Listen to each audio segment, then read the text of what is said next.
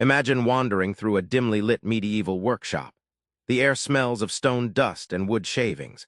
On a rough slab lies a wooden tablet etched with strange symbols, angles, crosses, swirling lines.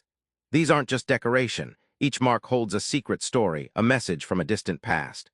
Rudolf Koch's Book of Signs invites us in to decode this mysterious language of symbols, revealing more than shapes, the psyche of our ancestors, their hopes, fears, and beliefs. What do these signs whisper, and why do they still enthrall artists today? Before letters formed words, symbols spoke volumes. Rudolf Koch's deep dive into primitive signs cracks open their hidden power and raw emotion. In Cologne's old stone quarries, masons carved unique marks into blocks. Each mark wasn't random but a signature, sometimes a spiral, sometimes a cross, that identified who shaped the stone. Koch's careful drawings show how these signs were both practical and deeply personal, a coded handshake between worker and craft.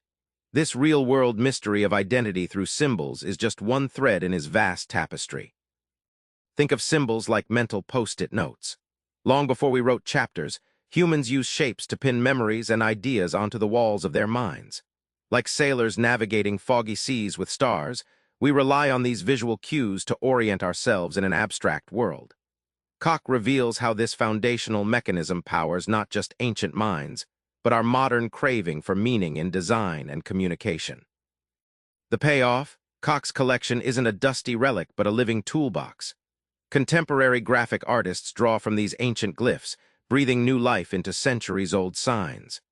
The book bridges timeless human psychology with bold modern creativity, proving that a symbol's power lies in its ability to evolve while retaining its primal core. Dive into the Middle Ages, where crosses aren't just holy, they're cryptic keys unlocking secret allegiance and divine authority.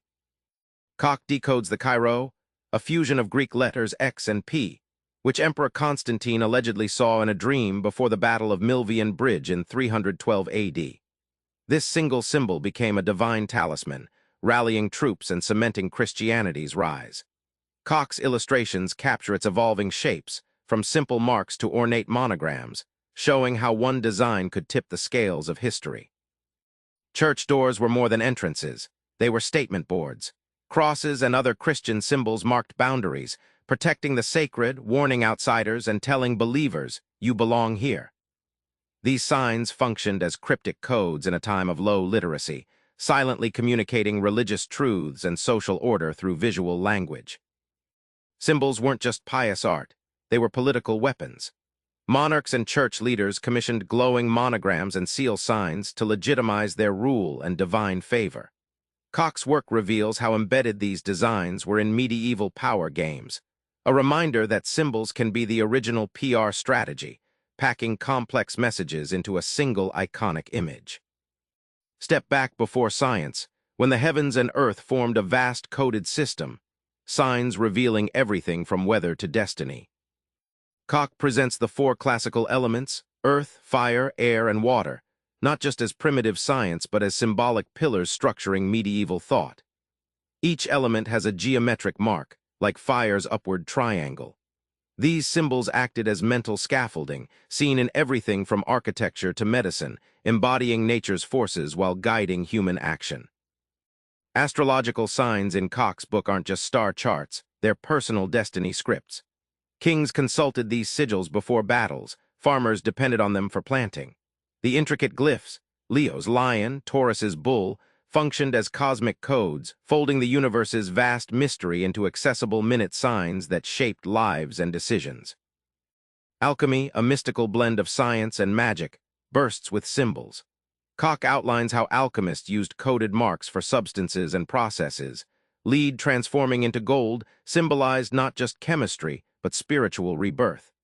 This visual alchemy shows how symbols can animate transformation myths that still inspire creativity and self-growth today. Back in that medieval workshop, those carved symbols weren't just marks. They were conversations stretching across time. Koch's Book of Signs unwraps these conversations, giving us keys to ancient minds and fresh inspiration for today. Next time you see a simple cross or swirl, pause and wonder, what story does it tell? Try tracing your own symbol. What secret story will you unlock? Subscribe for more book summaries like this one.